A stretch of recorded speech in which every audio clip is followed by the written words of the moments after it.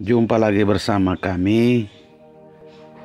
Hari ini adik-adik kita, anak-anak kita itu mengikuti SBMPTN 2021. Jadi hari ini mereka yang mengikuti SBMPTN seleksi bersama masuk perguruan tinggi negeri itu akan mengikuti tahapan seleksi. Jadi 26 April 2021 akan dilakukan tes seleksi bersama masuk perguruan tinggi negeri. Apabila adik-adik gagal, tidak usah kecewa karena ini adalah alternatif untuk masuk perguruan tinggi selain SBMPTN. Jadi masih ada cara untuk adik-adik menggapai cita-cita masuk perguruan tinggi negeri. Sebelum kita lanjutkan, bantulah kami untuk tekan tombol subscribe dan tombol lonceng untuk menerima notifikasi apabila ada video-video lain yang kami upload di YouTube. Bagi yang sudah subscribe, kami ucapkan terima kasih. Semoga Anda selalu sukses, bahagia. Seperti yang kita ketahui bahwa penerimaan mahasiswa baru melalui jalur SBMPTN itu akan dimulai pada hari ini 26 April 2021. Dari jumlah pendaftar dan jumlah kuota yang diberikan pada tahun sebelumnya itu bisa menjadi rujukan adik-adik untuk memilih jurusan apa yang cocok dan menjadi minat dan bakat adik-adikku sekalian. Bagi yang tidak berhasil dalam dua jalur yang telah lewat, yaitu SNMPTN dan sekarang adalah jalur SBMPTN, bila gagal, adik-adik janganlah putus asa. Seakan-akan tidak ada cara lain untuk bisa mengejar pendidikan ke jenjang yang lebih tinggi. Tidak usah khawatir, berikut ini ada 5 alternatif yang bisa dicoba, yang bisa adik-adik coba untuk masuk ke perguruan tinggi negeri yang diinginkan. Yang pertama adalah ujian mandiri. Bagi adik-adik yang gagal dalam mengikuti SNMPTN maupun SBMPTN, jalur ujian mandiri bisa menjadi pilihan selanjutnya. Seleksi ini dilaksanakan di bawah koordinasi Kementerian Riset, Teknologi dan Pendidikan Tinggi. Setiap perguruan tinggi negeri diberikan jatah maksimal 30% dari kuota mahasiswa barunya, dan setiap PTN juga berhak untuk tidak menggunakan hak ini. Ini cukup besar ya, jadi sekitar 30%. Semoga ini bisa menjadi alternatif untuk adik-adik yang gagal di SBMPTN pada hari ini.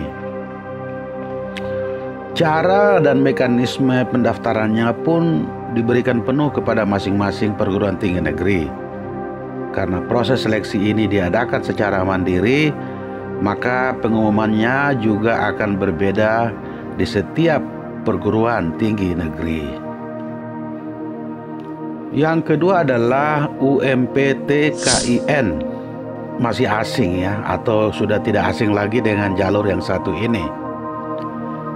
UMPTKIN merupakan singkatan dari Ujian Masuk Perguruan Tinggi Keagamaan Islam.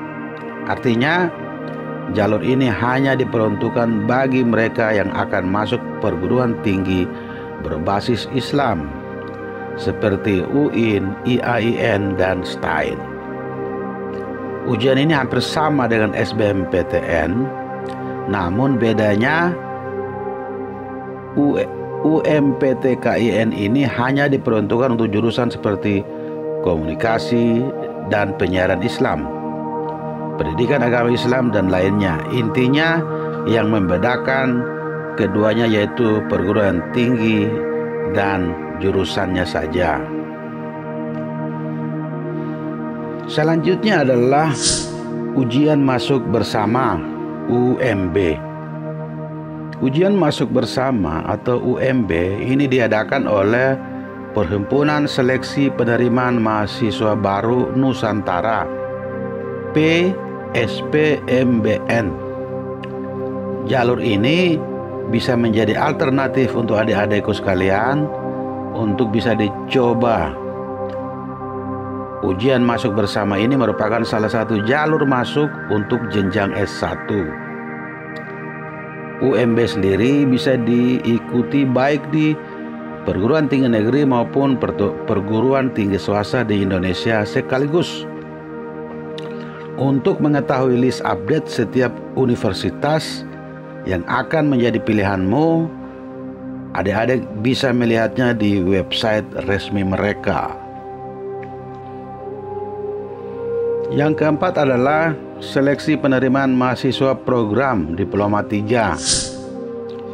Beberapa perguruan tinggi negeri di Indonesia terdapat program Diploma 3 dengan beberapa program studi.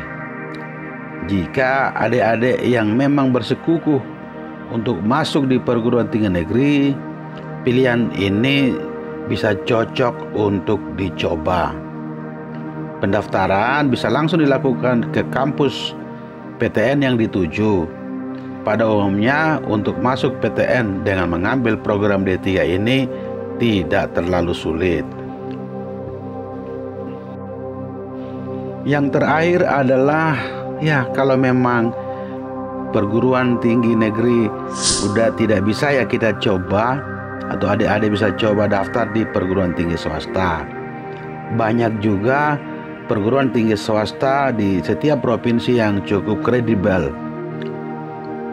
Jalur selanjutnya ini yang bisa kamu jadikan alternatif untuk masuk perguruan tinggi, yaitu adik-adik bisa mendaftar diri di perguruan tinggi swasta. Meskipun impian untuk masuk perguruan tinggi negeri harus kandas, masuk perguruan tinggi swasta juga bisa menjadi alternatif yang tepat untuk meraih kesuksesan.